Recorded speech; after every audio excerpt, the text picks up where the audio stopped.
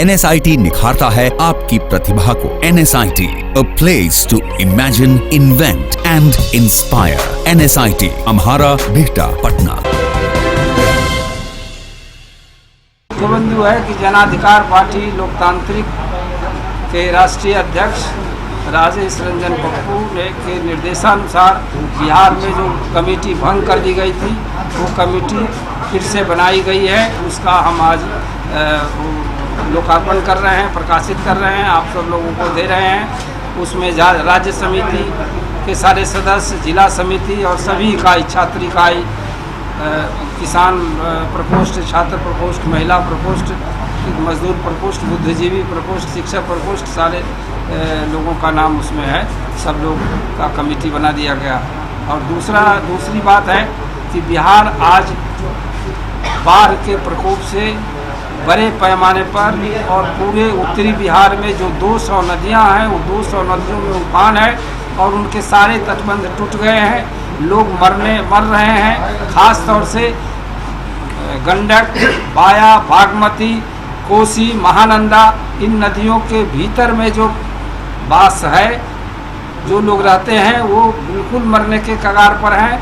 लगभग 200 लोग, सरकार तो 127-28 कहती है, लेकिन 200 से ज़्यादा लोग मर चुके हैं और आगे मरने वाले हैं।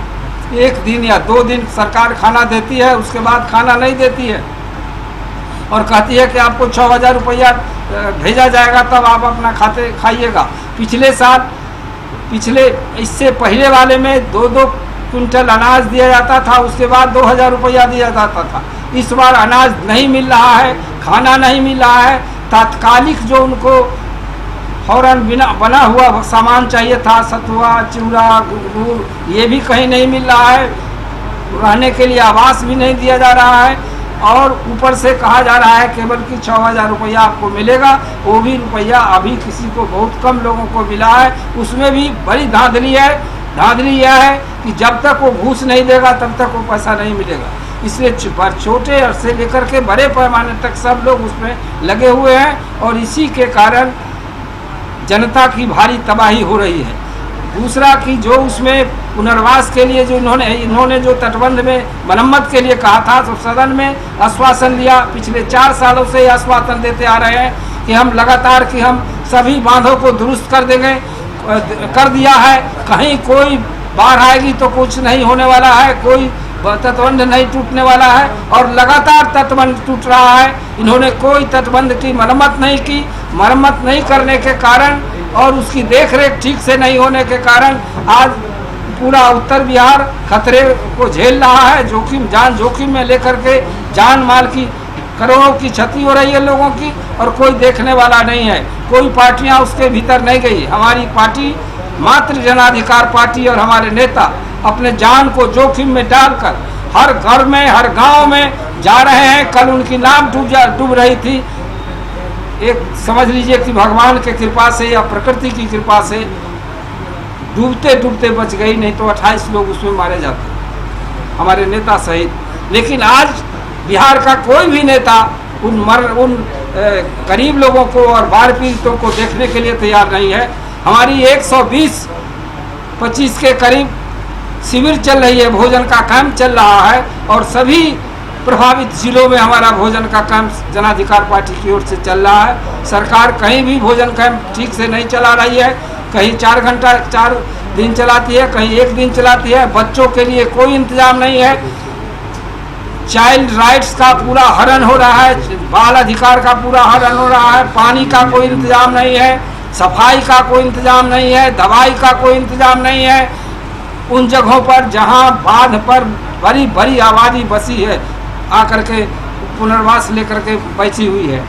हम सरकार से मांग करते हैं कि वहाँ पानी का तत्काल इंतजाम करे, सफाई का इंतजाम करे और दवाई का इंतजाम करे, बच्चों की पढ़ाई का तत्कालिक इंतजाम करे, बाल सुरक्षा के लिए जो कुछ काम होना चाहिए वो करे और बाल अधिकार के जितने, महिला अधिकार के जितने अधिकार उनको दिए गए हैं, जितना काम होना चाहिए वो सब उनके लिए उपलब्ध कराए। बच्चों के खेलने का कोई सामान नहीं है, खेलने की कोई जगह नहीं है, सब बांध पर इधर से उधर घूम रहे हैं। हम सब लोग उस इलाके में उस बांध में हमारे बहुत सारे सर्व कार्यकर्ता घूम रहे हैं और गए हैं, उनकी देखभाल कर रहे हैं।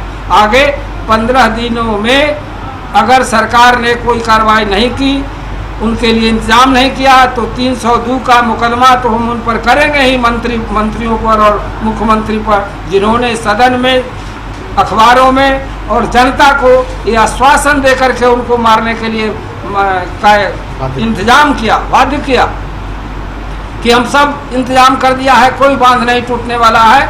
उनके खिलाफ 302 का मुकदमा हमारी पार्टी करेगी और उसके साथ साथ 15 दिन के अंदर में हम हर जगहों पर बाढ़ पीड़ितों को गोलबंद करके उनकी मांग के लिए, उनके क्षतिपूर्ति के लिए, जान माल की क्षतिपूर्ति के लिए, फसल की क्षतिपूर्ति के लिए, गाय के क्षतिपूर्ति के लिए, जानवर की क्षतिपूर्ति के लिए बड़ा आंदोलन सब जगह करेंगे और हमारे सारे कार्यकर्ता इसके लिए तैयार हैं, वो इंतजाम कर रहे हैं।